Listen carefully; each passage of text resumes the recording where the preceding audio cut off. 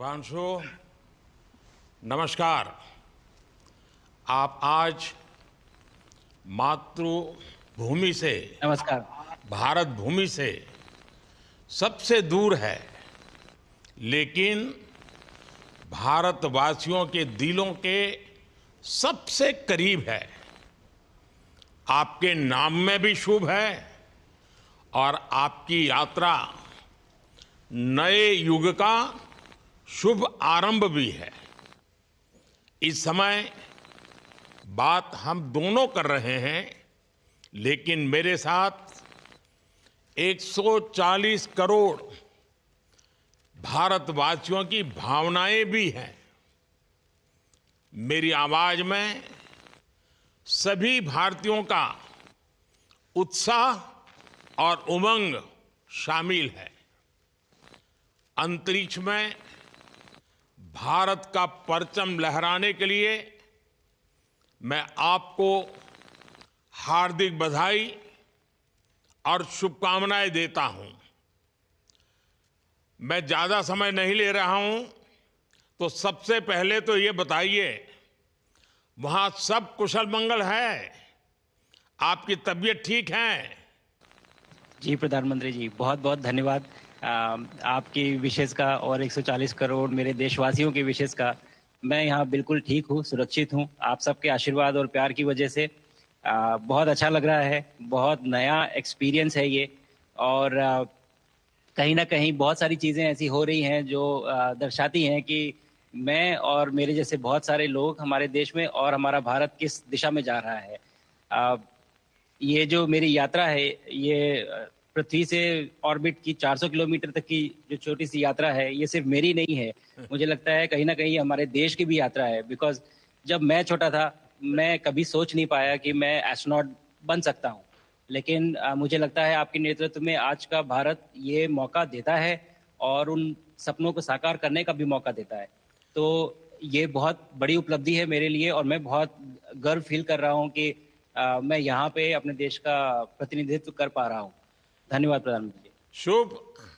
आप दूर अंतरिक्ष में है, जहां ग्रेविटी ना के बराबर है, पर हर भारतीय देख रहा है कि आप कितने डाउन टू अर्थ है। आप जो गाजर का हलवा ले गए हैं, क्या उससे अपने साथियों को खिलाया? जी, प्रधानमंत्री जी, ये कुछ चीज़ें मैं अपने देश की खाने की लेके आया था जैसे गाजर का हलवा, मूँग दाल का हलवा और आमरस। और मैं चाहता था कि ये बाकी भी जो मेरे साथी हैं, बाकी देशों से जो आए हैं, वो भी इसका स्वाद लें और चखें जो भारत का जो रिच कुलिनरी हमारा जो हेरिटेज है, उसके उसका एक्सपीरियंस लें। तो हम सभी ने बैठ के इसका स्वाद लिया साथ में और सबको बहुत पसंद आया। कुछ लोग हैं कि कब वो नीचे आएँगे और हमारे देश आएँ और इनका स्वाद ले सकें हमारे साथ। शुभ। परिक्रमा करना भारत की सदियों पुरानी परंपरा है। आपको तो पृथ्वी माता की परिक्रमा का सौभाग्य मिला है। अभी आप पृथ्वी के किस भाग के ऊपर से गुजर रहे होंगे? जी, प्रधानमंत्री जी, इस समय तो मेरे पास ये इन्फॉर्मेशन उपलब्ध नहीं है, लेकिन थोड़ी देर पहले मैं खिड़की से, विंडो से बाहर देख रहा था, तो हम लोग हवाई के ऊपर से गुज़र रहे थे अच्छा। और हम दिन में 16 बार परिक्रमा करते हैं, 16 सूर्योदय और 16 सनराइज़ और सनसेट हम देखते हैं ऑर्बिट से और बहुत ही अचंभित कर देने वाला ये पूरा प्रोसेस है। अ, इस परिक्रमा में, इस तेज़ गति में जिस हम इस समय करीब 28,000 किलोमीटर प्रति घंटे की रफ़्तार से चल रहे हैं आपसे बात करते वक़्त और ये गति पता नहीं चलती क्योंकि हम तो अंदर हैं, लेकिन कहीं न कहीं ये गति ज़रूर दिखाती है कि हमारा देश कितनी गति से आगे बढ़ रहा है इस समय, वाह। कि हम यहाँ पहुँचे हैं और अब यहाँ से और आगे जाना है। अच्छा शुभ, अंतरिक्ष की विशालता देखकर सबसे पहला विचार क्या आया आपको? प्रधानमंत्री जी, सच में बोलूँ तो जब पहली बार हम लोग ऑर्बिट में पहुँचे, अंतरिक्ष में पहुँचे, तो पहला जो व्यू था वो पृथ्वी का था। और पृथ्वी को बाहर से देख के जो पहला जो पहला ख्याल और पहला जो थॉट मन में आया वो ये था कि पृथ्वी बिल्कुल एक दिखती है। मतलब बाहर से कोई सीमा रेखा नहीं दिखाई देती, कोई बॉर्डर नहीं दिखाई देता। और दूसरी चीज जो बहुत नोटिसेबल थी, जब पहली बार भारत को देखा तो हम मैप पे पढ़ते हैं भारत को, हम देखते हैं बाकी देशों का आकार कितना बड़ा है, हमारा आकार कैसा है, वो मैप पे देखते हैं। लेकिन वो सही नहीं होता, क्योंकि वो एक हम 3D ऑब्जेक्ट को 2D यानी पेपर पे हम उतारते हैं। भारत सच में बहुत भव्य दिखता है, बहुत बड़ा दिखता है, जितना हम मैप पे देखते हैं उससे कहीं ज्यादा बड़ा। और अ, जो वननेस की फीलिंग है, पृथ्वी की वननेस की फीलिंग है, जो हमारा भी मोटो है कि अनेकता में एकता, वो बिल्कुल उसका महत्व ऐसा समझ में आता है बाहर से देखने में कि आ, लगता है कि कोई बॉर्डर एग्जिस्ट ही नहीं करता, कोई राज्य नहीं एग्जिस्ट करता, कंट्रीज नहीं एग्जिस्ट करती। फाइनली हम सब ह्यूमैनिटी का पार्ट है, और अर्थ हमारा एक घर है, और हम सब के सब उसके सिटीजन्स हैं। शुभांशु, स्पेस स्टेशन पर जाने वाले आप पहले भारतीय हैं। आपने जबरदस्त मेहनत की है, लंबी ट्रेनिंग करके गए हैं। अब आप रियल सिचुएशन में हैं, सच में अंतरिक्ष में हैं।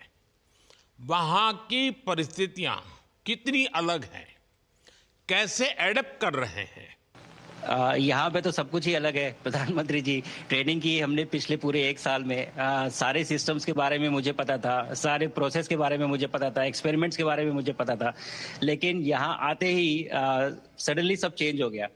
बिकॉज हमारे शरीर को ग्रेविटी में रहने की इतनी आदत हो जाती है कि हर एक चीज उससे डिसाइड होती है।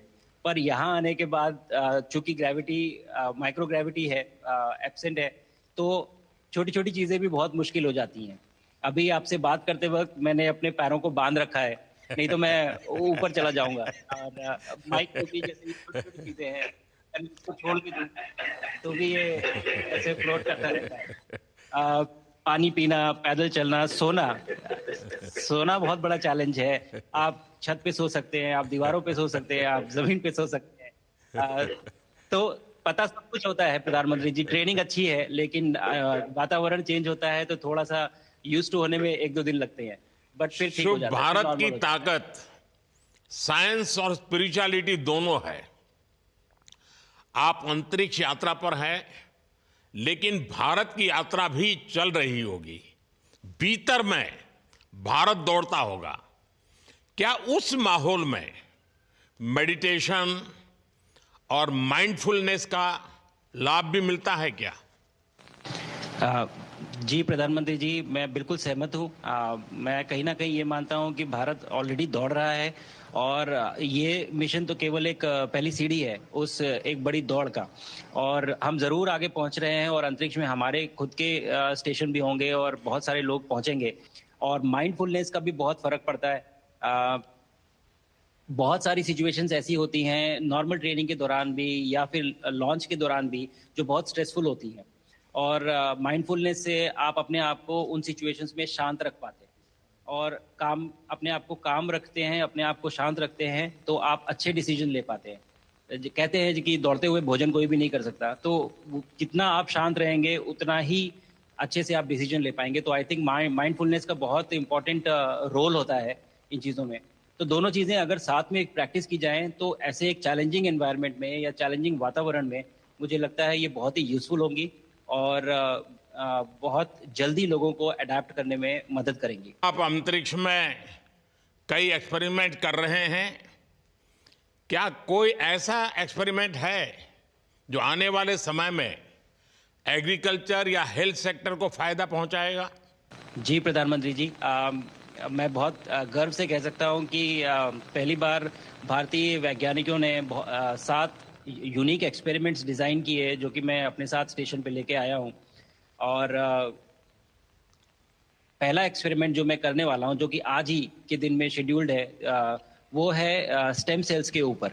सो अंतरिक्ष में आने से क्या होता है कि ग्रेविटी चूंकि एब्सेंट होती है तो लोड खत्म हो जाता है, तो मसल लॉस होता है।